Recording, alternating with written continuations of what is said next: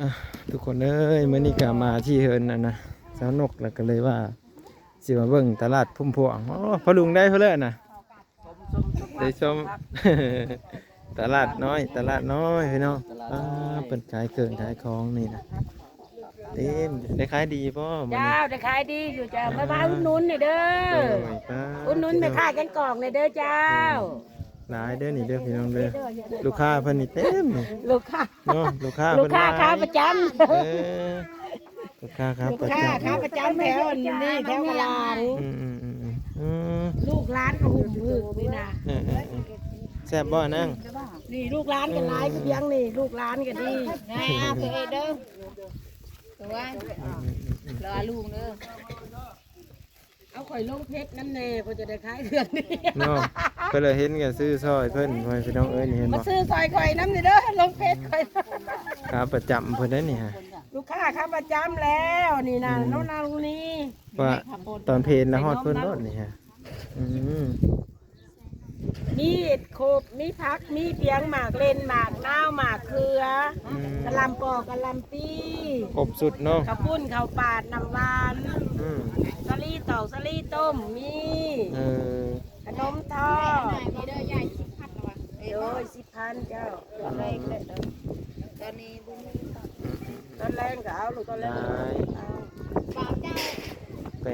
หาคุดเขตก่อนเนาะสนุกเนาะ ไปหา หาคุดเขตจะมาจ่ายเนาะ แล้วมาซื้อสู่ลูกสู่หลานกิน แม่ค้าก็เจอดีเด้นี่เพิ่นว่าดาวไว้ก่อนก็ได้ว่าซั่น ไทยแล้วก็จิ้มเอา อืมอันนี้คือเพิ่นมาขายในช่วงเพลนเนาะฮอด11 โมง 12 โมงนี่คือ แม่ ฮอดบ้านกะล้างเพิ่นก็ได้ขายไปนั่นเพิ่นพี่น้องเอ้ย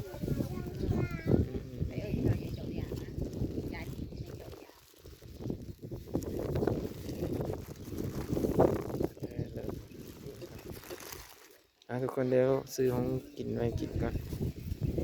ยันเหมอมีทันกินอยู่เฮิ่นเด้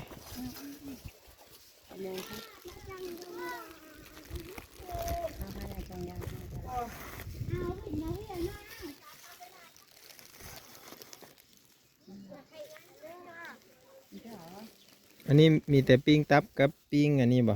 ปิ้งไก่บ่ นี่แต่ปิ้งจับกับอะไร อืม ปิ้งไก่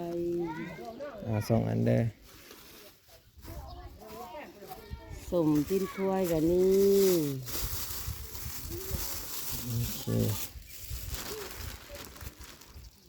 ดี3,000เนาะ โดย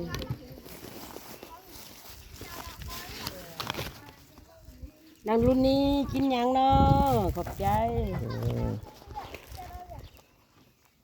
หลายอันหลายเนี่ยเด้อพ่อพี่น้องเด้อเพิ่นมาขายอยู่กระเป๋านี่ได้แม่นพุ่นละซะ สลีต้มเจ้า โอ้ต้มมาแต่พูดเลย แม่น ติโทมีครบสุดแม่ค้าเพิ่นมาอืมครบสุดพ่อพี่น้องเอ้ยห้องอยู่ห้องกินเนาะมีผู้มาส่งฮอดถึงที่แม่พี่น้องขอแต่ ส่งฮอดที่เลย ขอแต่เฮา บ่ให้ไกล ขอแต่เฮามีเงินมาซื้อเอาโลด ย้ำมาเช้า จอด แก นะ มาให้ซุเพิ่น อืม ซุเพิ่นไปแย่ไข่มดแดงมาแล้วก็ซื้อ เนาะ น้ำข่อย พอได้แลกเปลี่ยนกันเนาะ แลกเปลี่ยนเจ้ากินของข่อยก็กินของเจ้า แมนนี่ตลาดพุ่ม ลูก พว ห ง ลานก็ดี แต่ละมือเนาะบ่ได้ขาด คู่มือ มาคู่มือ ขาดกับบ่มีกินมีอยู่ฮะเอ้ย แม่นแล้ เพราะได้ ว เลี้ยงลูกเลี้ยงหลาน โดยแม่เพิ่นนี่ก็มาแต่ไกลเด้เก่งเกาะพุ่น แก นะ ง พี่ ก น้ อ อง กมาแต่แกงกอก โดยซื้อได้ขายมานเพิ่นก็ได้ โดย พอดีเฮามานี่แหละเนาะมาถ่ายเวียกนี่แหละพ่อพี่น้องเอ้ยก็เลยพ่อเพิ่นเนาะไปเดี๋ยวเป็นจังได๋ก็รอติดตามเบิ่งเนาะมื้อนี้ก็บรรยากาศบ้านเพิ่นกันนี่แหละนี่อยู่จุ้มกันแบบนี้เนาะบรรยากาศบ้านเพิ่นจะได้สิพาย่างไปเบิ่งอยู่ไปเลาะเบิ่งกันอยู่ในเขตชนบทเนาะบ้านเพิ่นนี่แหละทุกคนเด้ว่าสิเป็นจังไดเนาะเดี๋ยวบางสิพาย่างเลาะไปเบิ่งเด้อพี่น้อง FC ทุกคนทุกท่านเนาะกะบางคนก็อยากเห็นเนาะว่าดินแถวนี้มันดินเป้าว่างมีบ่มันก็มีเนาะมีอยู่แต่ว่ามันก็บ่ถึงขั้นกับว่าหลายนะทุกคนแต่ว่าพวกญาติพี่น้องเพิ่นก็สิออกมาอีกประมาณนี้เป็นจังไดเดี๋ยวบ่บางสิพาย่างเลาะเบิ่งเด้อพี่น้องเด้อย่างเลาะเบิ่งอย่างให้ได้เห็นได้ชมนำกันทุกคนนี่เห็นบ่บ้านเถิงเพิ่นเนาะ ประมาณนี้เนาะว่าบ้างก็บ่ได้เข้ามาพี่ได้พี่น้องเอ้ยบ่ได้เข้ามาตั้งแต่ดนจังเขตนี้เนาะอันนี้จะเป็นเฮือนไผ่เพิ่นตัวนี้เนาะเฮือนไผ่เนาะสูงเก่าเลยเฮือนแถวนี้ก็จะเป็นเฮือนหลังใหญ่อยู่เนาะแต่ว่าออกมาข้างนี้จะเป็นทุ่งนาหมดเนาะไปเบิ่งบ่อนเพิ่นสิซื้อขายดินนี้ต่างๆพวกแหละทุกคนเลยพอดีว่าทางบ้านนงหันไปซื้อใบอันนั้นเนาะใบซื้อขายที่ดินนั่นนะทุกคนเพื่อมาเป็นลายลักษณ์อักษรเนาะไปเดี๋ยวเป็นจังได้เรามาผังเพิ่นว่าเอานุ่งกันเนาะว่าที่ดินฮอดไซถึงคันใดนะไปเอาไปเบิ่งนำกันไปพี่น้องเอ้ยเนาะเพราะว่าเพิ่นจะเมื่อนั้นเพิ่นก็เว้าเลยว่าฮอดนี้นะแต่ว่าเมื่อนี้ก็สิมาเมื่อนี้คือมื้อเพิ่นสิได้จ่ายเงินจ่ายคำให้กันนะเนาะแต่ว่าบางสิเอาบางช่วงบางตอนให้ FC ได้เบิ่งเนาะได้เบิ่งได้ชมกันเนาะ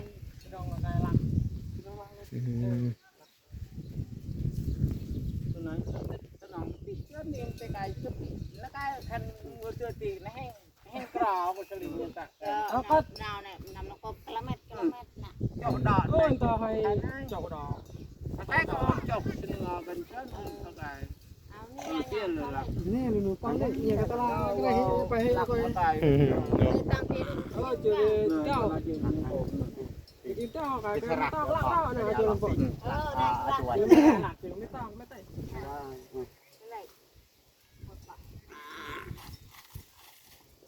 ต่ออยู่ลุงก็แล้ววะลักลิงจะเจอปองได้แต่ลักลิงไงช่วยจอกเพิ่นว่าสิแน่ให้มันซึ้งพุ่นเพิ่นว่านะแล้วเพิ่นก็มาต่ออันนี้nhớ tay cho lời bài giờ có một tay chưa nhập pin là tay mà này anh tao đâu đây còn nó sao thì mà cái này chơi thì này cái thứ nụ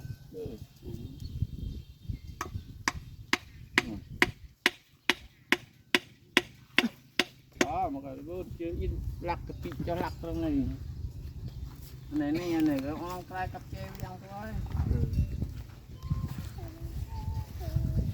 bây giờ này tao con là cái hàng năm như con này mà là cái con này thì cũngตอนนี้มันเป็นสีแถะไว้ก่อนนะทุกคนเพิ่นเบ้าหนงมาแล้วเพิ่นก็สิพาเบิ่งอีกเทื่อนึงเนาะในการลายลักษณ์อักษรเพิ่นก็สิมาเขียนมาเซ็นกันเลยนะ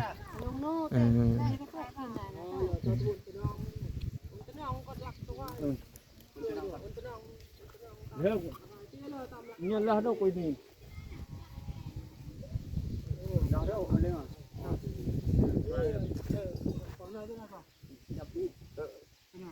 to lập này có cha lần trước này hả nếu nào hay này có nhìn cái này đây rồi เพิ่นก็สิแน่ให้มันซึ้งนะทุกคน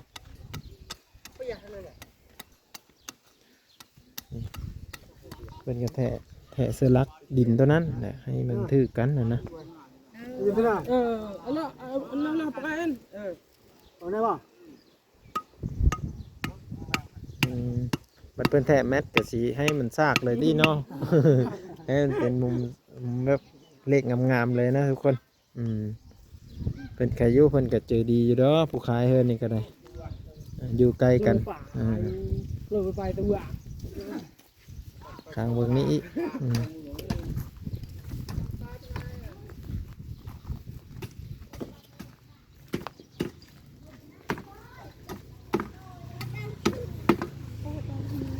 ปองได้ลูกนี่อะไรได้เลยนี่รักอยู่หั่นทุกคนนี่ตัวที่น้องบ่ตารักนี่ตัวไหนโกะเนี่ยคือมันดังทีนี้เลยยับขึ้นอีกคือบ่จะซึ้งกันเลยอะไรเป็นเนี่ยสำนั้นบัดแท้แมทก็จังเน่งเบิ่งอีกเนาะตัวนี้เอาเพิ่นอันนั้นไว้ซื่อๆนี่เนาะ บัดฮอดแมทแล้วเพิ่นก็สิเน่งแมทใส่ข้างในพ่อแม่พี่น้องว่าจักแมทน่ะนะเอ้ยพี่ว่ายังครับพี่ว่า ได้แล้วจ้ะ พี่ กินได้ บ่ ป่ะ ตูนอ้อนเลยไม่ได้เนาะผู้เจ้าของดินมันตื่นได้ทางน่ะเออวันนั้นเพิ่นมาเบิ่งหลายคนนี่กุมมาค้ามมีคันมีตัดกับฮอนลงกันสิได้อยู่เนาะบ่หัวชิตันเหมือนเลย มันอยู่ไกลเนาะใกล้อีนี้ได้พี่น้องเอ้ยมันสิบ่มีพื้นที่เนาะ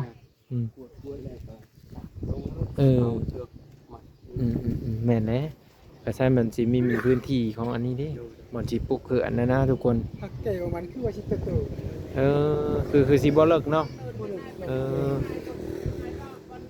ดังไผใช่บ่ฮอดปีน้องเนาะหมด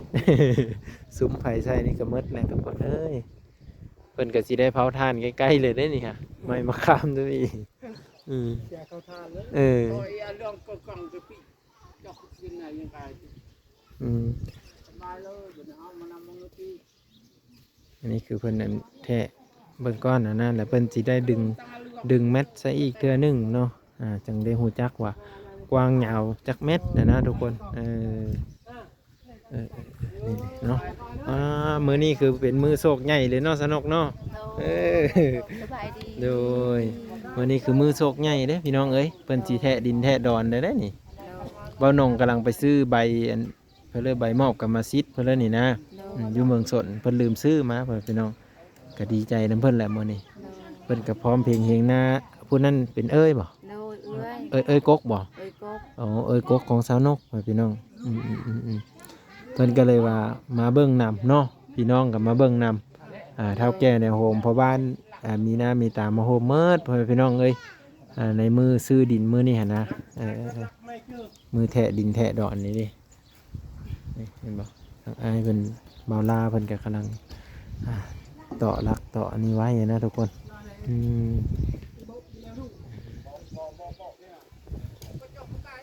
เพิ่นสีพังลักใหญ่ๆไว้เลยเนาะเพื่อว่าเป็นเขตแดนของเฮาเลยเลยนี่เด้วันนี้เด้อทุกคนเด้อไปเดี๋ยวไปเบิ่งกัน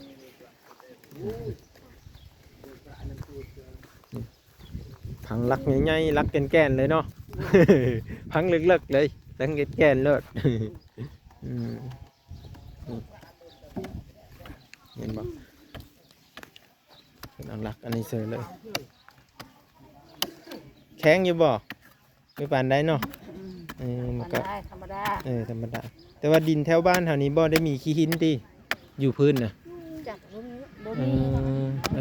สิมีก็ลึกเพราะว่ามันเป็นดินอันนั้นอยู่เนาะอยู่บ้านเฮามันมีอยู่บ้านเหนือมีได้ทางนั้นได้แถวเฮาเองเด็กขุดประมาณ 4-50 เซนในฮอดขี้หินแหละขุดห้องน้ำมาได้แต่เท่าไหร่ 2-3 เมตรนี่มีแต่ขี้หินซับขี้หินลงไปเลยมันขี้หินลายไปเนาะดีอยู่แต่บ้านเพิ่นขี้หินอยู่เลิกหน้าดินมันสูงกว่าทุกคนนี่เด้อFC พ่อพี่น้องได้เบิ่งเหมือนกันเพิ่นก็มาโฮมนั่นนี่เฒ่าแก่ในโฮมเพิ่นมาโฮมหมด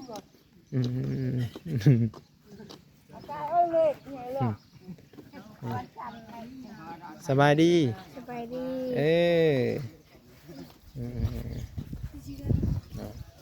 โอ้เกือบก็ไม่ถือน่ะเหยียบน้ำเด้อเหยียบน้ำเด้อ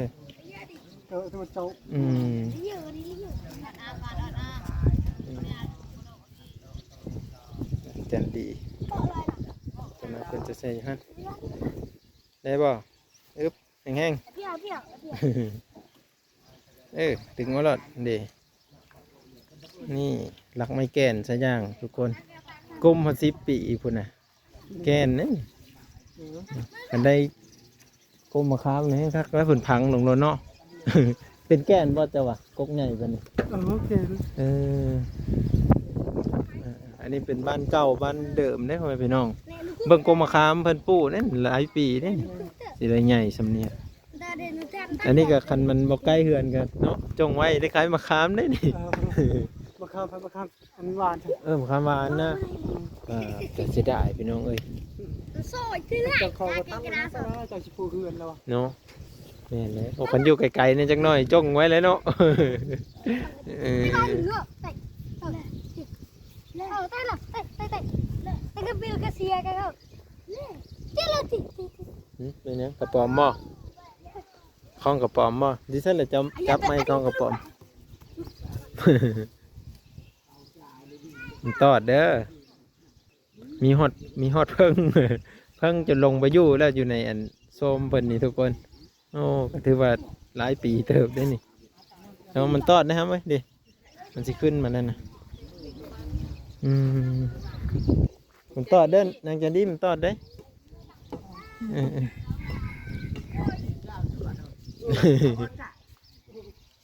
นี่เป็นพังเลยเด้ทุกคนเป็นหวานรักนี่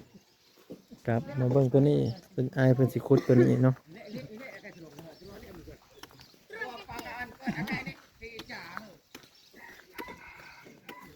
นี่พอดีซึ่งกับแจหันเลยมันให้ก็ได้ทุกคนเลย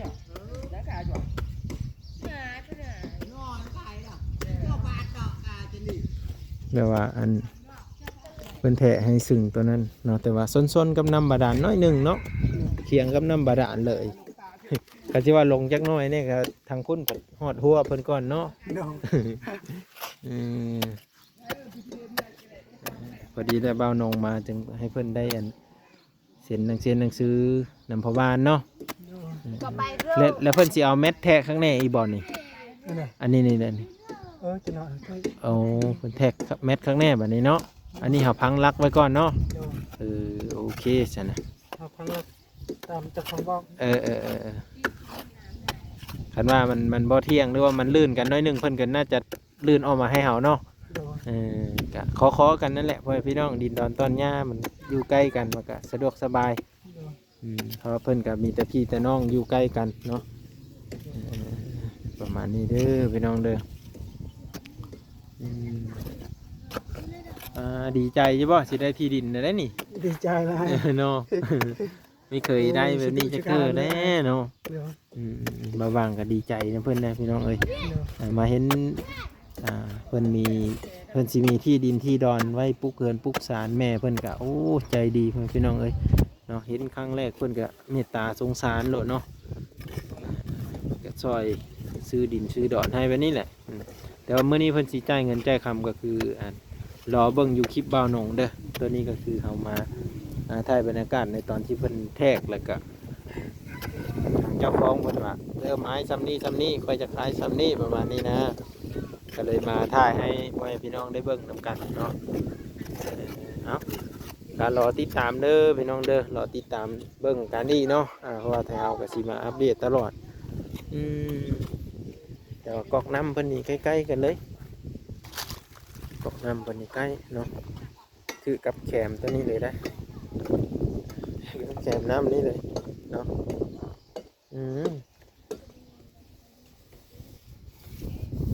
เลยว่ามันรุดลงเลยนะทุกคนก็คืออันพลอยมันนะพลอยมันมืดเนาะฉันว่าเพิ่นแปลงกันน่าจะใช้ได้เนาะใกล้ๆกันเลยเนาะเสลียงมานี่น้อยเดียวนึงสูตรมาน้อยเดียวนี่เนาะแล้วก็ฮอดลักเบื้องนี้เลยตัวนี้จะเป็นลักแบนกัน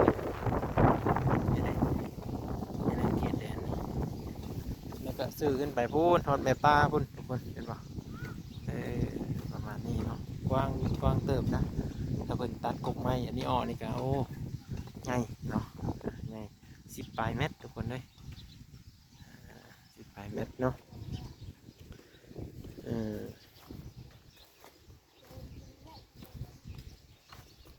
อันนี้คือนักล่ากระป๋อมได้นี่เด้อโอ้คักเนาะนักล่ากระป๋อมได้นี่เพิ่นก็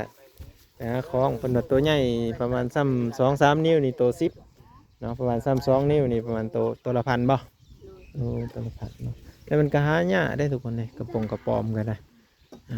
ยางพุ่นละตามกกไม้กกต้อเนาะเพื่อสิได้ทุกคนเลยเดี๋ยวมารอติดตามเบิ่งอีเด้อเนาะเพิ่นกำลังพังรักอยู่ทางนี้ เพิ่นก็สิพังรักแต่ตัวมันบ่มีอันรักดินนั่นแหละคือตัวนี้ก็รักดินพูนอยู่ลุ่มพุ่นเพิ่นก็ปั่นให้ซ้ำนี้ขึ้นไปพูนนี่เนาะแต่ว่าห้องน้ำนี่ก็คือว่าอะไรเนาะอยู่ไกลนี่เพิ่นก็น่าจะขายจนหมดเลยนี่เด้อเดี๋ยวมารอติดตามรอติดตามเบิ่งวิดีโอต่อไปไว้พี่น้องบางขอบพระคุณเบิดทุกคนเด้อที่เข้ามารับชมและติดตามเบิ่งครอบครัวสาวนกนี่ไปพี่น้องเอ้ยเนาะเพิ่นสิมีดินมีดอนแล้วตอนนี้เนาะเดี๋ยวรอติดตามวิดีโอต่อไปไว้พี่น้องอยู่ดีมีแหงเบิดทุกคนสบายดีเบิดทุกคน